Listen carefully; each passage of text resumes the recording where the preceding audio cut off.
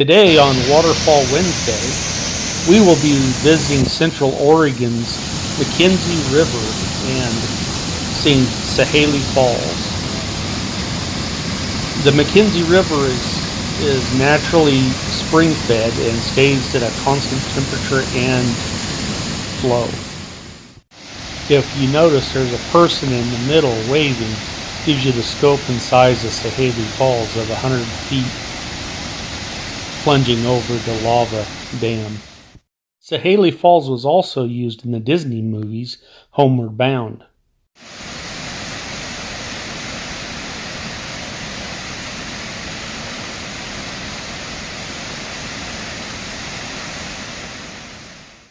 The viewing area is a short distance from the parking lot and can be accessed year-round.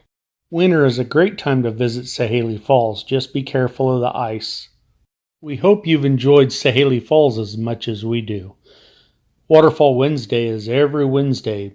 Please like, share, and subscribe.